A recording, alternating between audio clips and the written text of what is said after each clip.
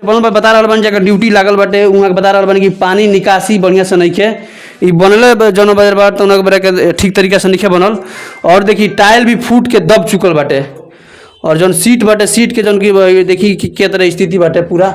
और एको कमरे में बताई कि अंदर है लड़का के अगला बड़ा सन और हमनी के अगला भी सब देखावे के प्रयास करते सन है तन के कैमरा में चाहे तन जूम करके दिखाई कि स्थिति का बा। जब ड्यूटी यहाँ के वाइफ के जब बढ़ले बा ओकरा बाद भी अंदर लोग कैसे एंट्री कऽ के ओकरा बाद से ना जे टोटी की व्यवस्था कुछ नहीं है। टोटी कोनो में लागल बा तो कोनो में नहीं बाटे। टाइल्स के हमार जिम्मेवारी थोड़ी बा। मान लीजिए टाइल्स जब मिट्टी बैठेगा तो टाइल्स टूटेगा ही। चली के रउरा सामने आई रहलन जकर एमन नौकरी बाटे आई रहलन ताला मार के चल गइलन। अच्छी बताई जगह ड्यूटी हम कहतनी हमरा पत्नी के बाटे वहां के आई नहीं कि ना ऊ ना जावेली उनका काला सन है ऊ कबो ना आवेली। बताई कि तुमकुई रोड रहली तो हेजू कहां साफ करे आवत स्पेशल इसका टंकी बैठाया होता ऊपर कम से कम तब उसको ताला मारता तो मोटर नहीं ना चोरी हुआ होता। मान ली कि वहाँ के ड्यूटी जब बढ़ला बा तो मोटर चोरी के हो जाए। तो वही तो हमको दे दीजिए नौकरी, हम दिन भर रहेंगे यहाँ 24 घंटा यहाँ रहेंगे। और बताइए ना हमको 8,000 दीजिएगा 5,000 दीजिएगा ना, हम रहेंगे यहाँ एक भी कूड़ा लौक जाएगा तो बताइएगा हमको।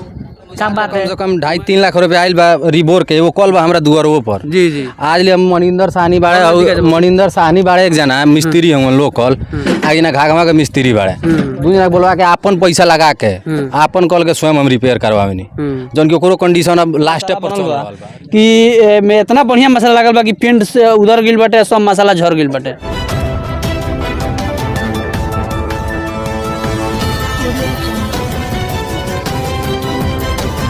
हम बानी अभी दिलीप कुमार और देख रहे बानी भोजपुरिया माटी के लाल और हमन के पहुँचल बानी सन अभी सामुदायिक शौचालय स्नान घर ग्राम पंचायत जवाही दयाल विकास खंड सेवराही कुशीनगर में। और देखिए स्थिति कुछ ग्रामीण अंचल के जो लोग बाटे वो लोग के शिकायत बढ़ नजदीक धीरे धीरे कि एजन के जो अंदर के स्थिति बात खराब बाटे और साफ सफाई भी नहीं होत। और जेकर एजन मतलब एक सौ कहीं रोजगार मिलल बाटे जेकरा मतलब देख रेख में बा वो हमारा साथ है बानी का नाम पड़ी राहुल संजय यादव। अच्छा बताएं कि राहुल ड्यूटी जे लागल बा? हाँ मैडम के बा। मैडम के बाटे तो के ड्यूटी जे करला? मैडम करेली। मैडम करेली। साफ सफाई तो देखा था कि पूरा अंदर साफ सफाई के ई बाटे कि पानी निकले के में जगह है है अभी साफ करवाएंगे आप शाम को आके देखिएगा फिर वैसे ही रहेगा। दोनों टाइम साफ होता है। अच्छा हाँ बनले कितना दिन हो गए लगभग? बनले तो साल भर से ऊपर हो गए लेकिन चालू भइल बा आज 3 महीना से। 3 महीना से अंदर देखा था टोटी हिले नहीं के ना मोटर बा टोटी वगैरह सब मोटर गांव के लोग इतना अच्छा बा कि मोटर चोरी कर लेले बा। मोटर चोरी कर हाँ चोरी कर लेले बा ओकर FIR भी थाना पर दिहल बा। गांव के लोग कहता कि वहां के लगा जगह जे ड्यूटी करने वहां के घर जे कहत कहीं हो सकेला कि उहे खोल के लेके गइल के जे कहत उहे खोल के लेके गइल। हां तो अभी मतलब देखा था कि गंदगी अंदर की स्थिति दिखावे चाहते हैं हम अंदर के हम स्थिति दिखावे के प्रयास कर रहे हैं कि जन जे ड्यूटी लागल बा वो रहे के व्यवस्था बाटे अंदर यहाँ के ड्यूटी जब देख सकते कि मैं पानी नहीं खावत खोला पे में पानी नहीं खिलाओ तो देखी सब गंदगी लगातार भरल बाटे। और है तन दिखाई उमें लागल नहीं के साफ है एमें टोटी सब लागल नहीं है एमें ऑने नहीं होते पानी में आवते नहीं है। और वहाँ के कहना भी बाकी टोटी चोरी हो गई बाटे है तन स्थिति दिखाई। और सबसे मेन जो स्थिति बा जहाँ के लोग के गिरे के डर बाटे वही की स्थिति दिखाई कि कैसन जब बनल बाटे तहाँ के स्थिति दिखाई लोग के तरह की स्थिति बा। सफाई हमारा लागत नहीं है कि डेली होला जे तरह की स्थिति हमारा वर्तमान में बा उधर की स्थिति देख के लागत नहीं है कि मतलब डेली सफाई होला जौना के उपयोग कर जाता तो में बस उपयोग बाटे। देख सकता नहीं कि दीवार के भी स्थिति ऐसा एक नंबर तरीका से बनल बा कि लगभग फाट जा रहा बाटे। तन दिखाई कैमरा मैन से जूम करके दिखाई स्थिति का बाटे।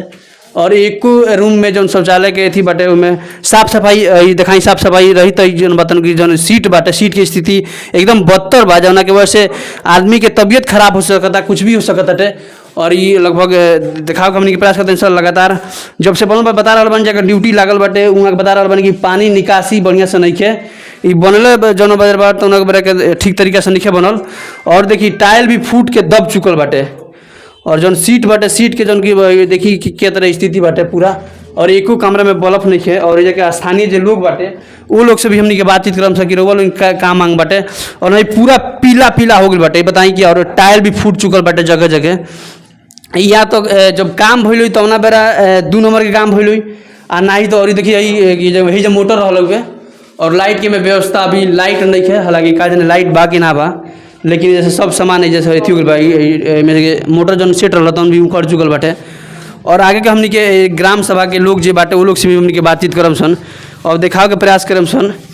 अच्छा ई रउआ कब कहिया के पता चलल बा कि मोटर चोरी हो गइल बाटे? जो रात के चोरी बोले वो दिन सुबेरे। कौ तारीख के दिन का रहे? वो दिन तो याद नहीं कि शायद 12 तारीख रहे, आज 2 महीना पहले। 2 महीना पहले। हाँ। ये बताइए अब डेली सफाई हुई तो सीट पर देखा तनी कि पूरा डेली सफाई पिक बा ना कुछ। डेली सफाई होला रह गई बात कि पानी में निकासी देखे ना पानी का निकासी अभी आपके सामने साफ करवाएंगे, शाम को आइएगा तो फिर वैसे ही आपको मिलेगा। जब पानी उसमें लगा रहेगा आदमी जाता है पैर मतलब चप्पल पहन के माटी जो भी लगता है उसमें लगा ही रहता है। हमें देखते हैं जब ड्यूटी वहाँ के बढ़ला बताओ कितने बच्चों को मना किया जाए, जब नहीं रहते हैं तो छत के रास्ते से कूद के उसमें बैठ जाते हैं। वो बैठने वाला चीज़ थोड़ी है, वो नहाने वाला चीज़ है। तो कुछ ग्रामीण ताला इधर लगा रहता है, ऊपर से चढ़ के चले जाते हैं बच्चे। ग्रामीण अंचल के लोग शिकायत बा कि खाली लोग सुबह में ताला मारे आवे नहीं, फिर सानी के ताला मारे नहीं और खोले नहीं हो के अंदर लोग के नाम बा कि सफाई नहीं के वहाँ के करावे नहीं लगभग जब से बनल बा। कोई अगर 5 दिन छोड़ दिया जाए तो कामना तरह के रह जाइए। नीरज यादव जिनके ड्यूटी लागल बा वो कहता रहे कि हम डेली सफाई करवावे नहीं, अब मोटर के चोरी हो गइल बा तो का कहबा तू? सफाई हुई तो वहीं रही लेटिंग वहाँ हम तो पूरा एक एक खोल के देखा लड़का में हगला बड़ा लड़का हगल बड़ा सा, लेकिन आप देख सकते हैं उसमें कितना गंदा है। हाँ पूरा गंदगी बाकी ये जो कल हला है इसको कम से कम एक रूम इसके रूम बनाया जाता कि उसमें ताला मार के हरदम से रहने के लिए। हाँ तो जो है वो प्रधान गलत किए हैं इसको। हाँ जब पानी की निकासी रही तो पानी एक ना रुकी पानी तो वहाँ यहाँ इतना जगह है इसमें, ये जगह एक रूम बनाए हो सफाई होता है तो सफाई रहता तो इस तरह कचरा बचता। हम एक वीडियो बनाए हैं उसमें कितना कचरा है, इतना जूता भे के हम जाते हैं उसमें, क्यों जाते हैं? और जगह सफाई होता तो पानी इसी तरह रहता। एक तो प्रधान गलती की है, इसको गलती तरह बनवाए हैं, बीच में क्या कॉल रहेगा, इसको रूम हो रहना चाहिए वहाँ पर कि इसको एक रूम रहना चाहिए कि ताला मारेंगे वहाँ मोटर रहेगा तो चोरी तो नहीं होगा। काहे लिए पैसा पास किया होगा उसको। कहते हैं कि बाल्टी सब गांव के लोग बाल्टी मान सकते हैं, बाल्टी तो है हर रूम में है, मान सकते बाल्टी की तो कोई समस्या नहीं। अब सब समस्या है कचरा, अब कचरा रहेगा तो बाल्टी के क्या काम है? वो तो लड़का कहीं से बाल्टी लिया देगा। कचरा के कमी जौन बातन की प्रधान जी बाटे जौन वर्तमान प्रधान बनी दिनेश जायसवाल जी, जब वहाँ के बनवानी तो उन्हें बड़ा एक व्यवस्था तरीका से जौन पानी के निकासी बा के बढ़िया तरीका से लगवा देवे चाहिए ताकि आवेला आम जनमानस के दिक्कत के सामना ना करे के पड़े। और ये जौन कगरी जौन स्थिति बाटे जौन देख सकता नहीं कभी बनने लगभग साल भर भी ना भइल, साल भर हो गइल कि ना? वो साल भर हो गइल। देखी कि स्थिति का बा कि दीवार सब झर के जौन के प्लास्टर भइल बाटे, पता ना कितना कोई देखाई स्थिति का बा एक पूरा। बताइए रहुआ यहाँ सामुदायिक शौचालय की स्थिति का बा जे आइल ड्यूटी करे वो कहता कि हमार मालकानी जो ड्यूटी करे आवेली तो बताइए ड्यूटी जब आदमी हुई तो मोटर कैसे चोरी हो जाए? ये बताई अगर शौचालय में जेकर नौकरी बा चाहे जे भी बाटे अगर सफाई होई तो दासा तो ना रही ना। आ दूसरा नंबर ये चीज़ कि वो कहत रहे चोरी हो गई मोटर, जब ये ड्यूटी बा तो चोरी चंग हो जाई।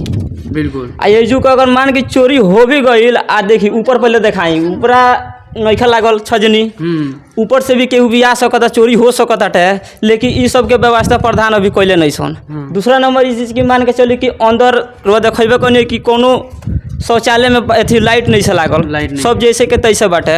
और दूसरा नंबर अपना कैमरामैन से कहीं कि सब देखावे के देखी कितना गंदा बा। बताई कि जौन चीज़ रोज रोज साफ हुई साफे रहे के चाहिए ना। हई शर्ट पहनले बानी, इस शर्ट के मान ली रोजीना अगर साफ करते तो साफे रहे के चाहिए ना। 10 दिन जब ना ओकरा के साफ कर तब तक गंदा होबे करी। तो यह चीज़ बाटे देखी जौन बाटे तो सामने बाटे, जौन लौकता तो लौकते बाटे, काला से तो केहू के बाना जौन आँखी से लौकता ओकरा के रुआ दिखा दी। और दूसरा नंबर ये चीज़ देखी हमें बदबू इतना जाता कि लोग पूरा रास्ता पर बाथरूम करता, शौचालय करता है। हाँ तो ये बताएं कि सफाई उफाई के मान के चली कि ये हो गई तो दूसरा नंबर सफाई होई तो रुआ आँखी से लौकता रुआ आयल बनी रुआ दूसरा जगह कहीं रुआ खुद लौकता है। तो हम यो कहें कि मान लें कि छोटू आरती और सोनू पे जितना भी अपन मीडिया पत्रकार भैया लोग जहाँ जाते हैं लोग देखी लो ये गांव का बहुत दशा खराब बाटे। दूसरा नंबर ये चीज़ कि आप लोगों से अपील बा जिसमें कि माननीय हमारे मनीष कश्यप जी और बाबा एक्सप्रेस और भी बहुत जो मीडिया हैं हमारे, उन लोगों से हाथ जोड़ के विनती है कि कृपया आप यूपी में आके और कुशीनगर ज़िला में आके और यहाँ पे दिखाइए कि यहाँ का बहुत दशा खराब है। और मान के चलिए कि यहाँ पे जो पब्लिक है वो डर रही है, किसी से बोल नहीं पा रही है, इसलिए कि यहाँ पे दबंगों का इलाका सबसे ज़्यादा है। कुछ भी कर देगा लोग, मान के चलिए हम जैसे उठा रहे हैं बात विवाद, हमको समझिए कि अब यहाँ पे हो गया ना बात, और मान के चलिए यहाँ से जाएंगे तो हमारे को कितना धमकी मिलेगा कि तू ऐसे बोल रहे वैसे बोल रहे, तो बताइए पब्लिक लोग तो भाई डर गरीब जाइए। गरीब जनमानस के लोग के दबाव का प्रयास कर रहे हैं। हाँ गरीब जितना है ना, मान ली कि पिछला इलाका बाटे जी। आ गाँव इलाका बाटे, मान ली गरीब लोग बसत हटे, तो ये बताइए कि केहू भी गरीब आदमी के डरवाई तो भाई डरी जी। केहू भी भइल, अपना जान के केहू भी प्यारा होला। वो लोग का मांग बाटे हमनी के मांग ये बाटे, प्रधान लोग से। सबसे यह मांग बा कि जोन भी जो कार्यकर्ता बाटे, जोन भी मान के चली काम बड़ी से साफ सफाई, जैसे शौचालय हो गई, एकरा के साफ सफाई जब रही तबे आदमी जाई, बिल्कुल तबे आदमी जाई। अभी मान सब के चीज एगो चीज बाटे, एगो बात के ये बताई कि अगर साफ होई तो हई केंगे बाटे, स्थिति बहुत दयनीय, स्थिति केंगे बाटे। ये बताई कि जब साफ होई तो हेनहू पानी लागल बा, हेनहू पानी लागेला तो पानी से दोहेला नु कि उमे जो में जाला, देखे में कितना कचरा भइल बाटे। कहते हैं वहाँ के प्रधान जी में कमी बाटे, वहाँ के सही तरीके से बनौले नहीं की जाना के वजह से पानी लग जाता तो प्रधान जी के सही बात बा, प्रधान जी के कमी बाटे, एमे मान के चली जौन पानी लगता तो मान के चली जे शौचालय के सफाई कर्मी बा ओकर कोनो दोष नहीं है, उ तो प्रधान जी के कमी बाटे। प्रधान जी अगर एकरा के सही बनौले रहती तो मान के चली पानी निकली निकासी तो ओके मान के चली कि जे ए जो बाटे एमे नौकरी जकर लागल बा ओकर कोनो गलती नहीं है जी। हाँ ओकर। आ दूसरा नंबर ई चीज कि मान के चली सफाई करे वाला कोनो चीज नहीं है एमे, ना हार्पिक बना ना हार्पिक बना कुछ बा, कोनो ऐसा चीज नहीं है। तो ये बताई कि केंगे ओकरा के कहल जाए कि जो सफाई होता है, कोनो भी व्यवस्था करे जो रही तब न हमनी के सोचती सकी हाँ व्यवस्था होता है चाहे सफाई होता है, तो का सफाई। और हम एजू के माननीय विधायक जी से असीम कुमार राय से यह मांग करम कि कृपया आप यहाँ पे आकर एक बार यहाँ की स्थिति देख लीजिए। स्कूल में भी आप लोग गए थे तो स्कूल में मान लीजिए कुछ बच्चे बता रहे हैं और कुछ बच्चे नहीं बता रहे हैं। 80% बच्चे बता ही नहीं रहे हैं, बता ही नहीं, 20% समझ लीजिए कि बता रहे हैं और 80% नहीं बता रहे हैं। तो ये बताइए स्कूल का आप आकर कृपया करके यहाँ पे देखिए, और जितना भी मीडिया कर्मी भाइयों हैं यहाँ पे आकर देखिए, यहाँ इसलिए कि यहाँ पे शिक्षा नाम की कोई चीज़ ही नहीं है, और शौचालय का जो बात है वो तो आप ही देख ही रहे हैं। बिल्कुल। और जो भाई लोग मीडिया वाले देखेंगे तो आप खुद निर्णय कीजिएगा। कॉल बाटे सरकारी कॉल, ओके हमनी के देखावे के प्रयास करता सन कि हैंडपंप मरम्मत खातिर लाखों लाख रुपया आवता प्रधान जी लोग के खाता में, लेकिन हैंडपंप मरम्मत खातिर पैसा उठ जाता लेकिन मरम्मत हो नहीं के हो तो नहीं के पावत। कम से कम 5 साल से खराब है। हाँ, कौ साल से 5 साल से कम यही बा। छोट कल बा हो जकिया मंदिर के जी। ओइ मनिया लइकवा स्कूलिया के लइकवा मनिया जाके पियले सब पानी। एगो छोट कल अंदरवा लेवल लाखों लाख रुपया प्रधान के खाता में हमरा और करावे के बा। मरम्मत खातिर कोई लाख रुपया आवता कितना पैसा आवत टाटे ओकर कोनो वैल्यू नहीं है।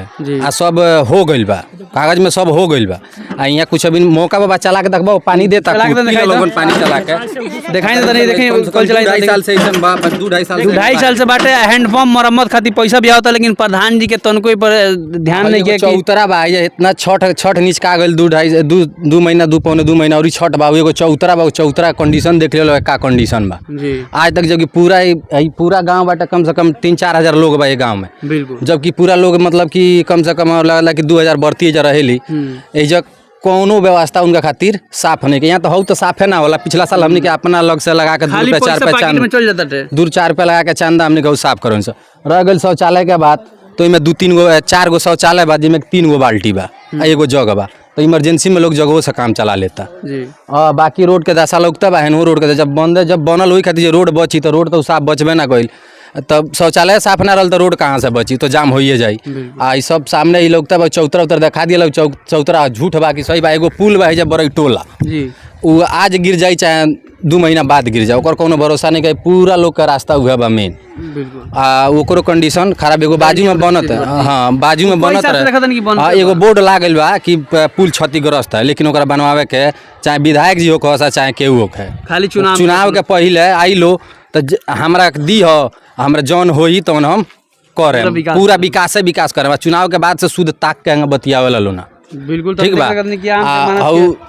चौतरा होते बाटे सामने, उ चौतरो देख लियल जाओ। आ कोई जगह चौतरा पर माने पैसा राशि मांगल गइल बा, कुछ जगह आ गई लोग है कि ना आई लोग है नहीं बता सकत, लेकिन कुछ जगह मांगल गइल बा। अंदर बाटे जे स्कूल में बिना आधार कार्ड के एडमिशन ना होला, आधार कार्ड चाहिए। आप पूछल कहाँ बन तो कहीं से बनवा के लेके आओ, कोनो ओकर व्यवस्था नहीं है। तो ये गांव के लोग कहाँ जाइए आधार कार्ड बनवावे, जबकि कोई मालूम है तो खोज के बनवाओ। तो जिला पे जाओ बनवावे, कहाँ जाकर सेंटर कोनो कायम हो गई ये जगह बा ये जगह चल हम बनवाते, तो ओकरो कोनो ऐसा व्यवस्था नहीं है।